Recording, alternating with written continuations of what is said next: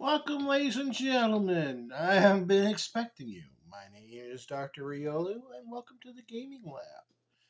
Joining me today is my ever loving assistant, the Carigor. Yes. Anyway, today we are going to start with a relatively new system for me. We are working with the Daggerheart setting, as developed by Darrington Press.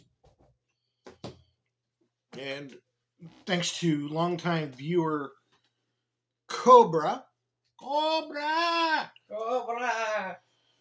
he has issued me a challenge, and I am going to try to take it on. So for tonight's episode 1, I picked the easiest character out of the better Final Fantasies, which he challenged me to 4, 5, and 6 main characters only. And I decided to make the Prince Dalmatia himself, Edward. As you can see here, I actually have a Daggerheart character sheet for the Bard. Don't worry, you guys are going to see it all live as we do this. So I'm going to put in Edward. Pronouns of he and him. I am just going to pop that in there because that is maximum level. I am going to build to maximum level regardless of system I'm going to use. I'm going to cover out how to do all of it. His heritage is known by 2 cards, the Ancestry and Community cards. Now, since Edward was the human prince of Dalmatia, or Damsian, I'm giving him the human and the highborn. Human are the most easily recognized by their dexterous hands, rounded ears, and bodies built for endurance. Any of you that have played Final Fantasy IV know that Ed is not endurance based. He gets an additional stress slot, so I get to come over here and put this outline in for that one right there. So he gets to start with a whopping 7 stress capable. He also has the adaptability feature. Whenever he fails a roll that utilizes one of his experiences, he can mark a stress to re-roll it. But he's stuck using the new result. The highborn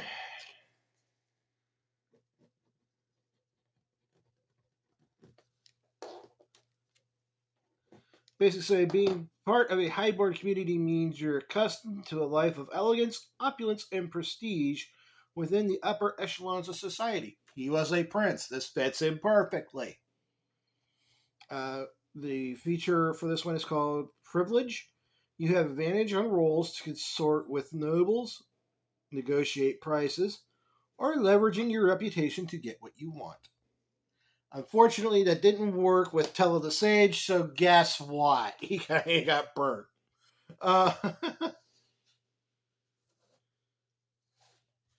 So we're going to go ahead and in his inventory, he does get a featured item for his class. In this case, he's getting a romance novel.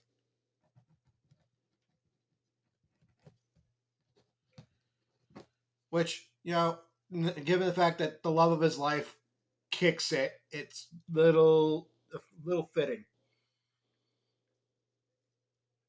He's got what is called a hope feature. Start of every session, every character gains 2 hope. Once he gets to 3, he can temporarily distract a target within close range. Close range to him, these guys are 30 feet. giving them a -2 penalty to their difficulty. Trust me, it's a whole big spiel with the mechanics. Don't believe me? Go look them up. Matt Mercer's got video out. He can help you out. So there you go, Matt. I gave you a shout out. His class feature, though, is called Rally. Once per session, you describe how you would rally the party and give yourself and each one of your allies a rally die. At level 1, it is a D6. At level 5, it goes to D8. Like I said, he's going to be level 10, which is the highest level you can get in Daggerheart. A PC can spend their rally die to roll it, adding the result to their action roll, reaction roll, a damage roll, or to clear a number of stress equal to the result. At the end of each session, if you haven't spent that rally die, it goes bye-bye.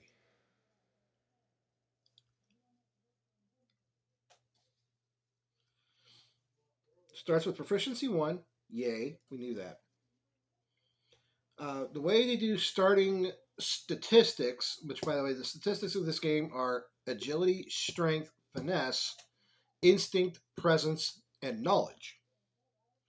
You get a +2 to one of them, a +1 to two of them, a 0 to two of them, and the other one gets a -1. See if you guys can guess where we're going to go with this, okay? We're going to start out with the +2. We're going to go right to presence with that one, which is the key to barding.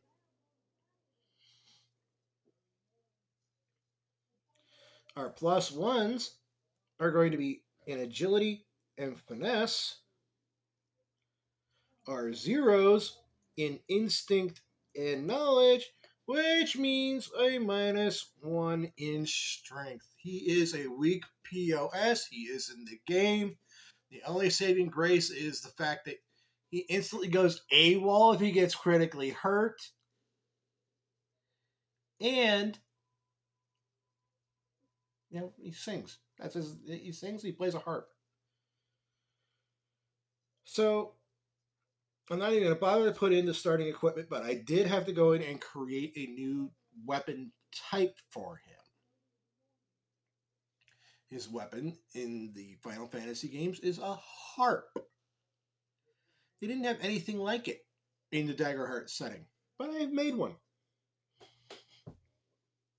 It is a presence-based weapon, very close range, so you have to be within 10 feet of your target to hit with it. The number of dice you roll for hitting something is based on your proficiency score. So, if you kept the base harp, it would deal, at level 1, 1d8 plus 1 magic damage. Yeah, there's only 2 types of damage in Daggerheart: physical and magical. His 2 experiences he will get at level 1 are Nope with an exclamation point, which starts at a +2, and the I don't want to rule.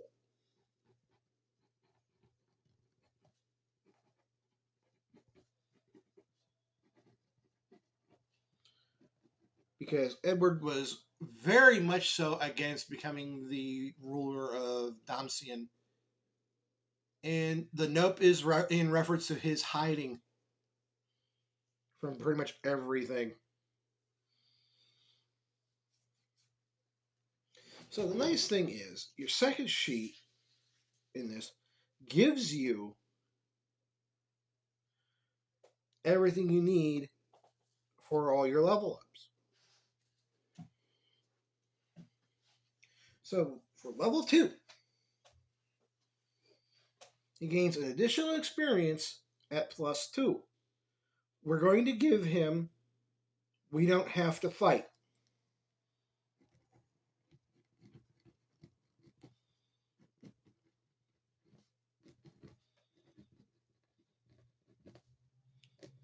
Because he really don't like it. He gets a +1 to his proficiency. So we shade that dot right there. Then you choose two options from the following list, and you're going to mark them. There are 3 chances to gain a +1 on 2 unmarked traits, permanently increasing them. There is 2 spots for a permanent 1 HP, 2 spots for a permanent stress, one spot for a +1 bonus to 2 experiences, a spot to gain an additional domain card, which I will explain that later, of your level or lower from a domain that you have access to, which, by the way, the domains he gets are Grace and Codex. And the other one is a permanent +1 to evasion. By the way, a bard starting evasion is. Where the hell? There's something up here. Okay. Starts with a 10. So he's going to an 11 right now because I decided to give him the permanent +1 to evasion for tier 2. And then we're going to go ahead and use one of the 3 spots for a +1 to unmarked, and we're going to mark them. In this case, we're going to mark presence and agility, making his presence a 3 and his agility a 2.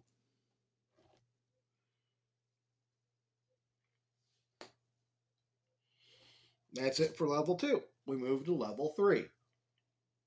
He just gets the 2 points here. He's going to gain 1 stress and 1 HP. So you come over here on your character sheet and you fill in the outline of the box.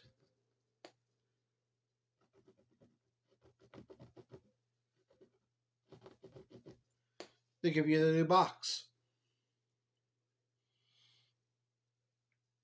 Level 4, this is the last one he gets for tier 2. He's going to take 1 more HP.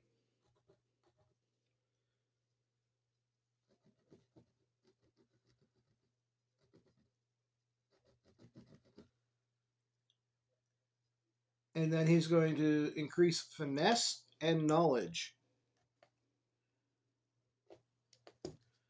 making finesse a 2 and knowledge a 1. At that point, we move to level 5. At level 5, you gain an additional experience at a +2. In this case, we're giving him 1 to represent his fall in love. Why did you have to go?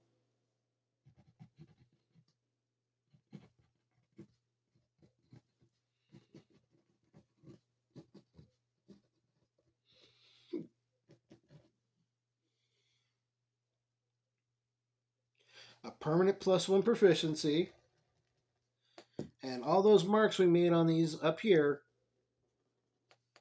they go goodbye. And then we start in with his tier 5s. The tier 5ing gives 2 more options here. A couple of them, actually. One time you can increase your subclass, which we didn't talk about at all yet. I gave him the Troubadour subclass.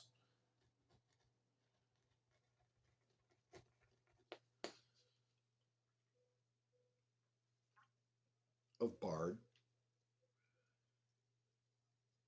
Then you spend. There's one time you spend both of your points. You have to do it at the same time to get a permanent +1 to proficiency, or 2 in one shot to multi-class. If you choose the multi-class, you cannot take the upgraded subclass. If you choose the upgraded subclass, you cannot take the multi-class. Ever.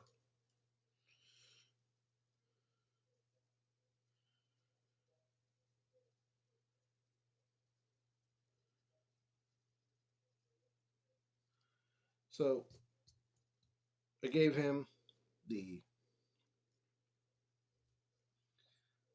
+1 to proficiency he should have gotten, his new experience. I spent both of his points at this level and gave him another point of proficiency. So he's already at 4 proficiency. So that means if he magically smacks somebody with Daggerheart, 4d8. Okay? Boom. At this point, though, we're going to go ahead and move him up to level 6. He's going to take a +1 to his evasion, giving him a 12.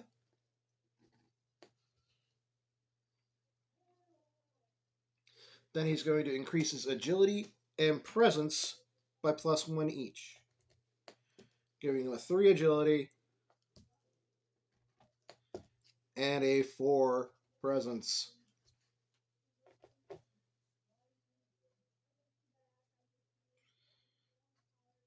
That solidifies where we're at for level 6. I'll cover the other thing that is required here in a few moments. Level 7. He's going to take a permanent hit point.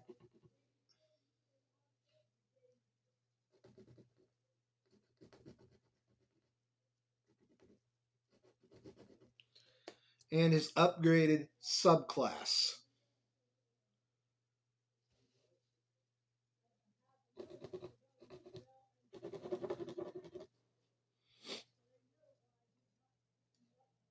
And that's the last time we do anything for tier 3.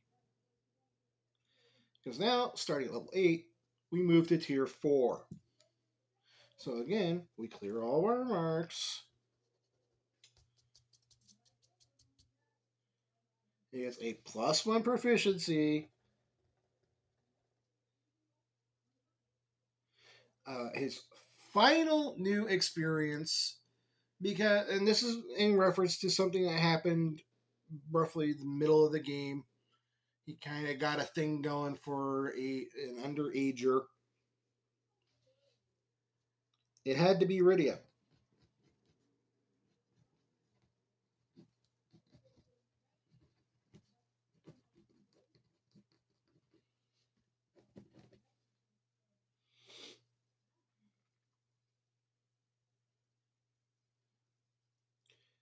Again, we're going to go ahead right now and do his 2-point go here.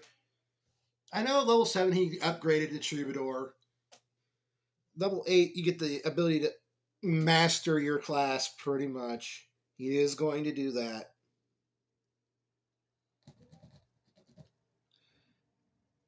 Other options still remain the same from the prior level. And he is going to take his permanent +1 bonus to evasion. Gives him evasion base 13. Which is pretty strong.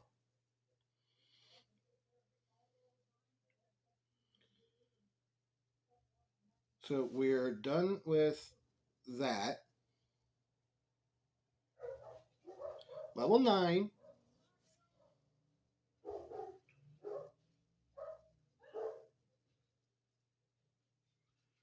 Wait a minute.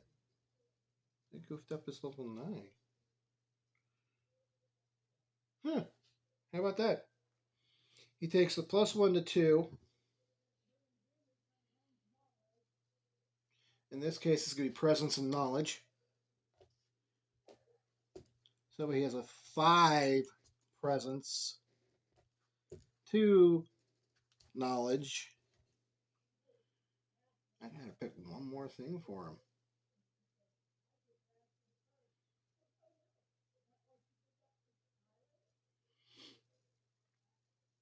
And that's why I screwed up. It was supposed to be for his proficiency.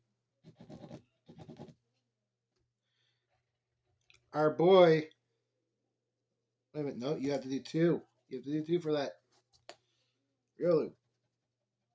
Get back with your maths here. 5, 6, 7, 8. 5, 6, 7, 8.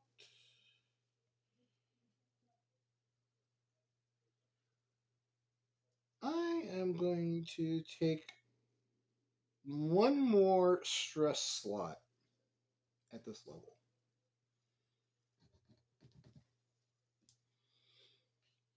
So again, come down here, fill in your outline. Then we go to level 10. Capstone level. End of game crap. He is going to take the permanent +1 to 2 different experiences. He's going to increase his nope to a +3.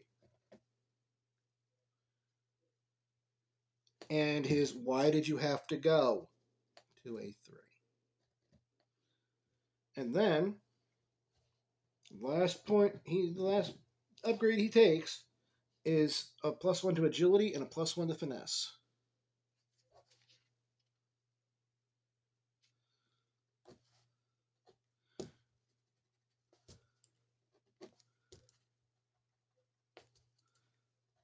Now, before we go ahead and assign any new stuff, let's go over here. He's got a 4 agility, a -1 strength, a 3 finesse, 0 instinct, because he didn't have any instinct to begin with. His presence is a 5, and his knowledge is a 2. He has 8 hit points, which is a good thing. 9 stress to work with. His proficiency is a 5. So anytime that he's rolling damage, he's rolling 5 dice worth of damage every time.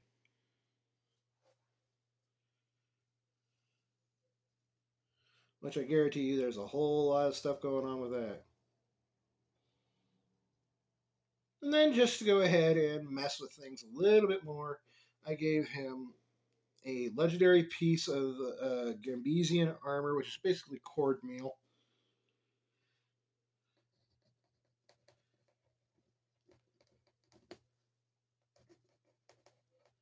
Perfect for a troubadour.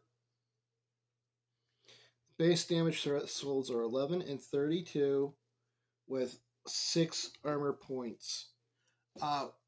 It also gives him a +1 evasion, giving him an evasion score of 14. Now, he gets 6 points of armor. You can spend a point of armor to knock down your damage, thanks to your thresholds, by 1. How do you calculate your thresholds? Take the base of your armor and add 1 per level. So in this case,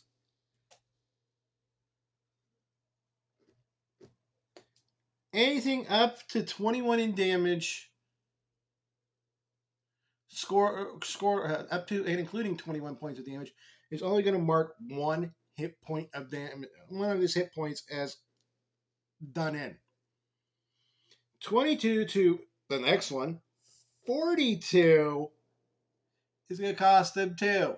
Anything over that, he's taking 3.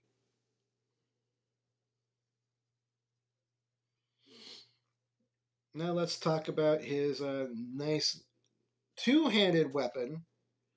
By the way, they give you a hands sheet because it's going to cost them both hands to use it. His legendary harp.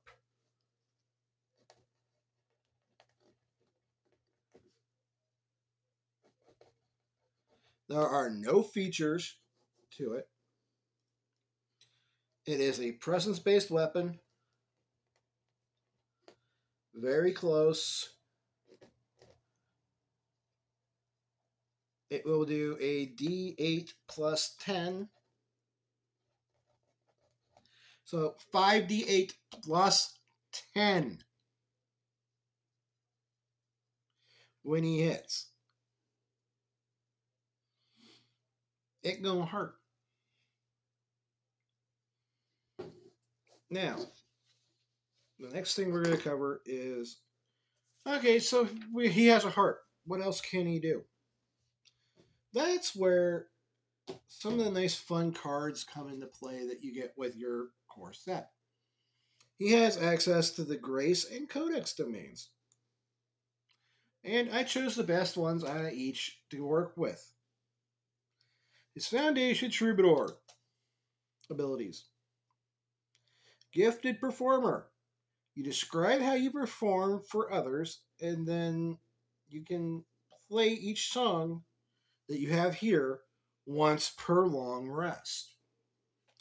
If you play the relaxing song, you and your allies within close range, within 30, all clear a hit point. So, yeah, he gets a little bit of healing there. Epic, epic song, sorry. He makes a target within close range, again 30, temporarily vulnerable. That means any damage scored against that target is instantly doubled. And then we have the heartbreaking song, which, Lucario, do me a favor and look up Edward Final Fantasy IV theme and play it. Yeah, I know it's copyrighted. If you want that, you get an idea for a heartbreaking song. You and your house, you and your allies within close range, I'll gain a hope. Now, at level 1, you gain 2 level 1 trait cards. So for Ed, I went and tried to use ones that would duplicate what he can do in Final Fantasy IV. I took inspirational words. Your speech is imbued with power. After a long rest, place a number of tokens on this card equal to your presence. So at level 10, he will get 5 tokens on this card. When you speak with an ally, you can spend a token from the card and give them one benefit from the following options: clear a stress, clear a hit point, or gain a hope. That sounded a little Ed-like to me. Okay. The other one is level 1 Codex ability, Book of Iliot. And I basically chose it for the first ability. It's called Slumber. You're going to make a spellcast roll against the target within very close range. When you succeed, they are asleep until they take damage, or your game master spends a fear, which, and trust me, that's all in the videos that Mercer and company put out about what fear and hope and stuff like that are, on their turn to clear the condition. Your other options for this one are Arcane Barrage, which is once per rest, spend any number of hope to shoot magical projectiles that strike a target of your choice within range. If you are a Dungeons and Dragons player, think Magic Missile.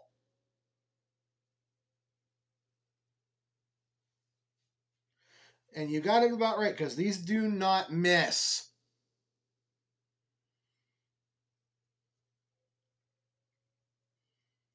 You roll a number of d6s equal to the hope spent and deal that much magic damage to the target.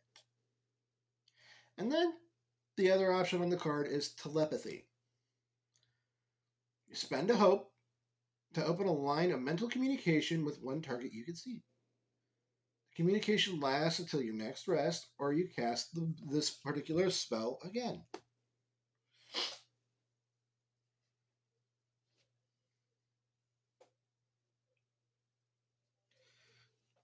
The level 2 capabilities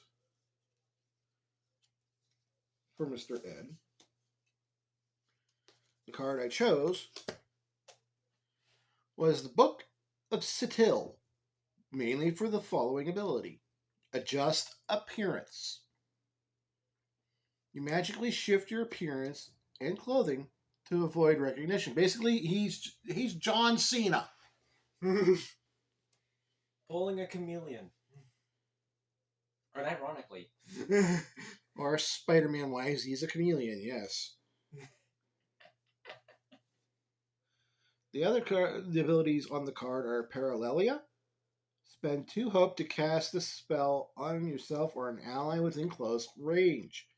Next time that target makes an attack, they can hit an additional target within the range of their attack roll that would be a success. You can only hold this spell on one creature at a time. And then Illusion. Make a spellcast roll target number 14. On a success, create a temporary visual illusion no larger than you within close range, 30 feet, that lasts as long as you look at it. It holds up to scrutiny until an observer is within melee range of it. Basically, look at your minor illusion in D&D.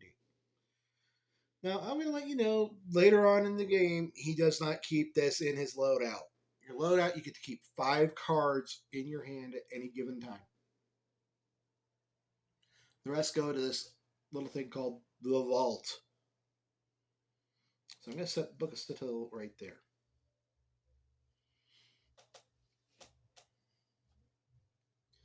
The next up is Hypnotic Shimmer for level 3.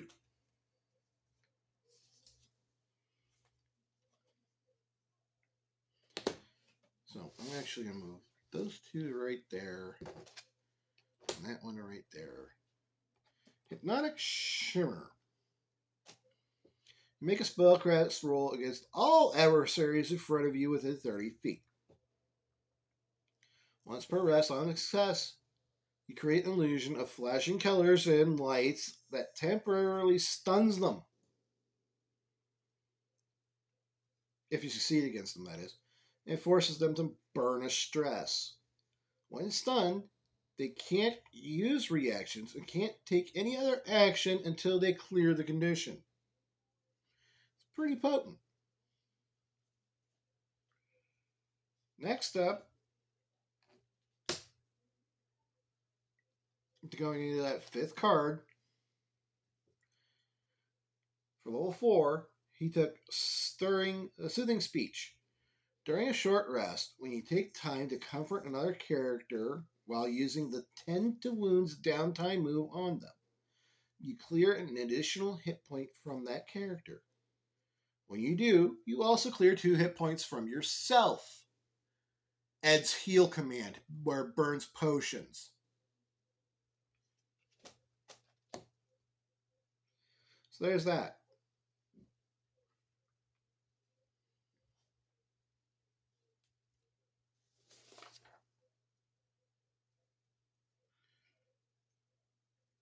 Level 5. He took Words of Discord. A grace ability. You whisper words of discord to an adversary within melee range, so within 5. And you make a spellcast roll target number 13. If you succeed, the target must burn a stress and make an attack roll against another adversary instead of you or your allies. Once the attack is over, the target realizes what has happened. The next time you cast the Words of Discord on them, gain a -5 penalty to the spellcast roll. Think Charm Person from D&D. Okay?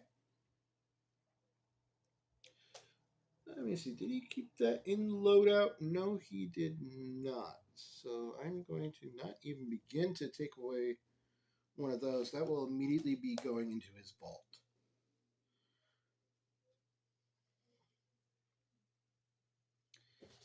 Level 6. We are going into the next iteration here.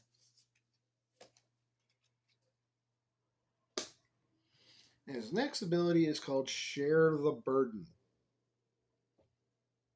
Grace ability, level 6. Once per rest, take on the stress from a willing creature within melee range. The target describes what intimate knowledge or emotions telepathically leak from their mind in this moment between you. You take on any number of their march stress to you, then gain a hope for each stress that was transferred.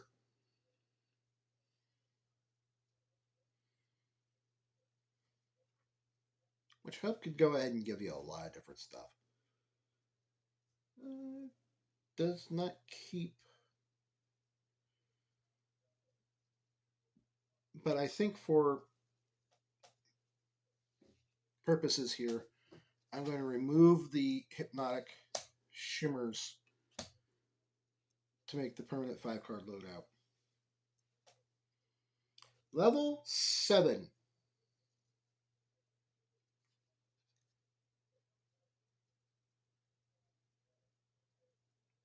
He takes the Grace ability, Grace Touched. When 4 or more of the domain cards in your loadout are from the Grace domain, which, yeah, we're going to be doing that here in just a moment.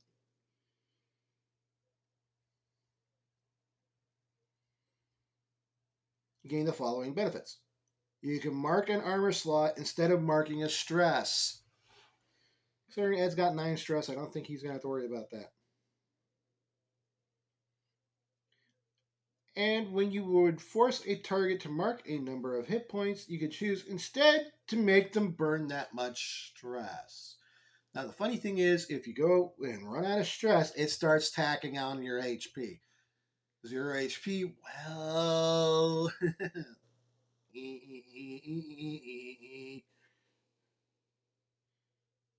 At this point, I think he's going to ditch the Book of Iliad.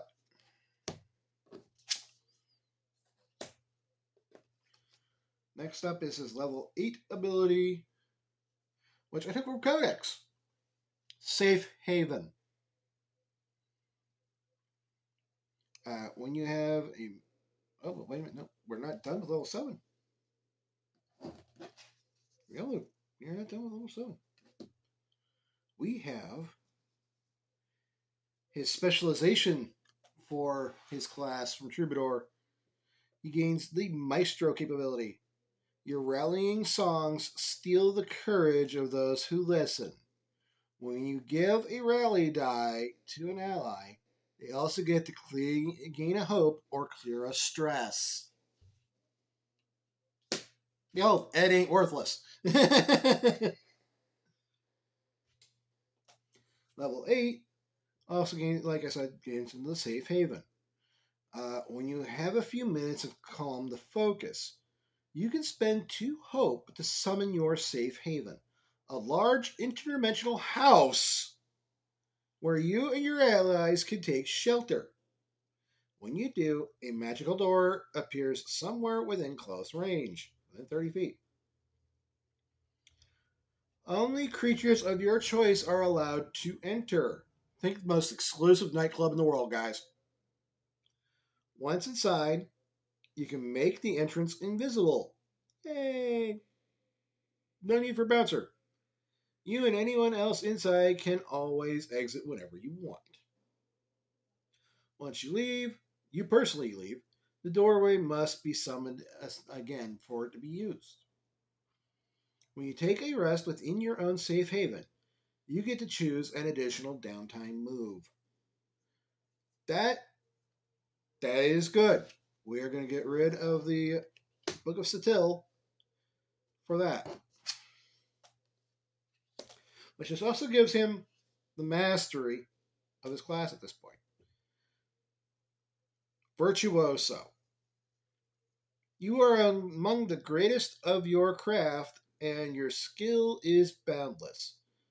You can perform each of your gifted performer features songs twice instead of once per long rest. So, those 3 songs at the very beginning of this, he can perform them twice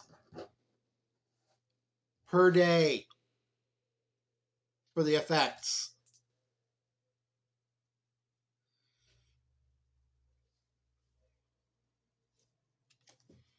Level 9.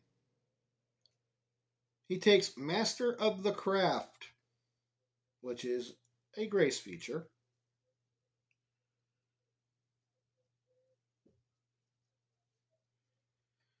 Gain a permanent +2 bonus to one of your experiences, or a permanent +3 to one. 2 to 2, or 3 to 1. And then this card goes away permanently. First of all, in order to put it up there, we had to go ahead and sacrifice something. So we're going to sacrifice Share the Burden.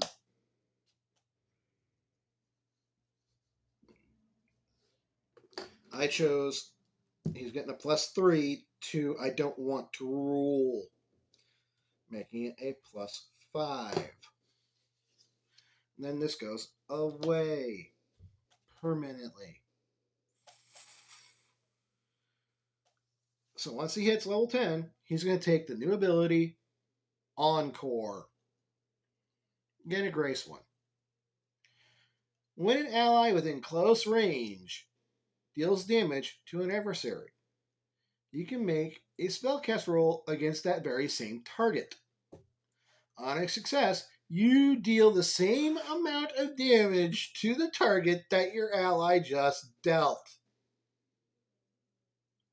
However, if you succeed with Fear, into the vault this goes until your next rest.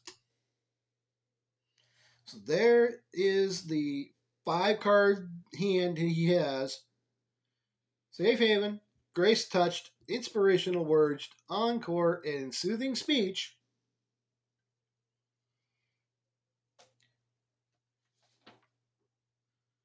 Master of the Craft is Permagond.